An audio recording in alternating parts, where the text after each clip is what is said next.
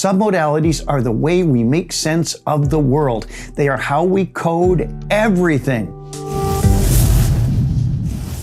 Neuro Linguistic Programming, or NLP, has a number of intriguing components, and one of the most universals is something that goes back to the 1970s, and it's the concept of submodalities.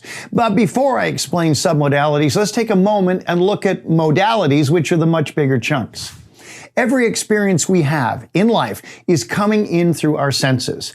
Our visual sense, our eyes, our auditory sense, our hearing, and our kinesthetic sense, which is touch and also emotions. And that has subgroups: olfactory, sense of smell, and also gustatory, which is the sense of taste. These are all the big chunks, but the biggest, of course, are visual, auditory, kinesthetic. With these information sources filling our brains, guess what happens? Our brains have to have a way of making sense of the world. We have to be able to walk through life, talk to people, do math puzzles, eat meals, whatever it is. And we do this by storing information consistently in what are known as submodalities. If the big chunks, the representational systems, are modalities, submodalities are the tiny bricks, the Lego pieces, the building blocks inside those modalities. For example, in the visual system, you'll have submodalities like, is something bright or is it faint? Is it colored or is it, grayscale, black and white? Is it vibrant in color or is it sort of muted? Is it 3D or is it flat? Is there any kind of frame around whatever image you're imagining? All of these are visual senses. And also in the kinesthetic sense, you're going to have feelings. What kind of feeling is that? Is it good or bad? Where do you notice it in your body? Or is it just an emotional sense?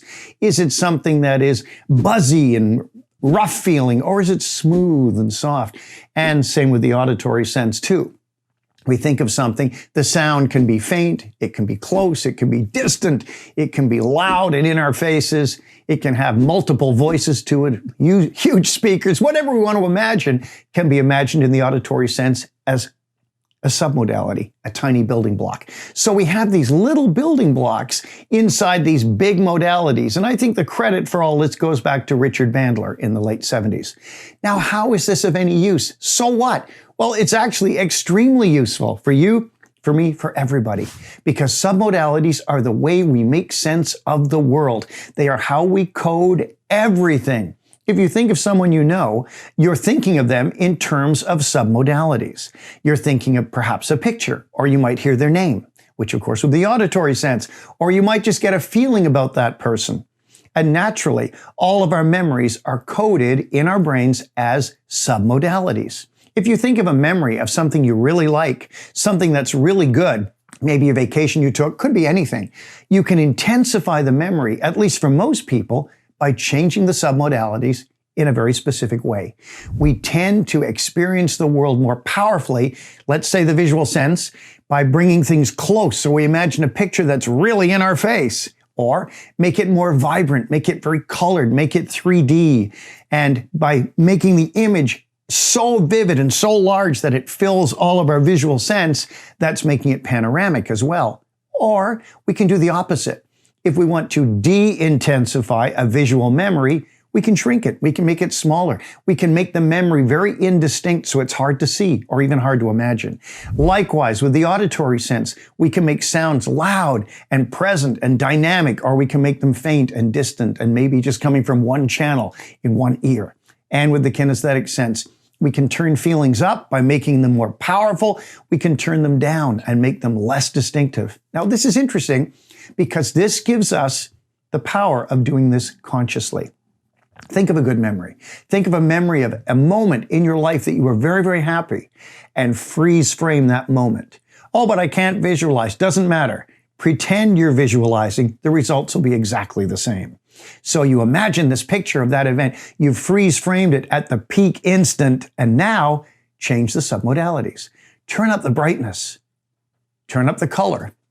Take a moment to bring it in even closer. Maybe make it three-dimensional. By doing these things, you'll notice that you will recode the memory and make it more powerful, which is great for all your good memories. Likewise, you can also change the bad ones. Let's say you have a memory of something that happened today. You're lying in bed at night and you're playing an argument over and over in your head like a tape loop. Here's what you do. Maybe take the sounds of that memory and turn them down like you're turning down a volume knob so that the argument gets very faint and difficult to hear. And maybe take the picture of you and the other person and shrink it down, push it further away so you're seeing yourself and the other person in the picture. And then take the color out of it, make it grayscale, black and white, and grainy and indistinct. And when you've done these things, leave it there. And you'll notice that the argument of the day has taken on much less impact. It's taken on much less power in your life, and it will become background and less important. So, how do you use this? Take the good stuff, make it brighter, closer, make the sound great, change the submodalities, and find out which are what we call the drivers, the key submodalities that change everything for you. By doing this, you'll have greater control in your life. You'll be able to immediately turn down negative stuff and turn up powerful and good stuff and make it even better. If you're interested in learning more about Neuro-Linguistic Programming, we have a course called NLP Essentials, and you'll see the link in the description below this video.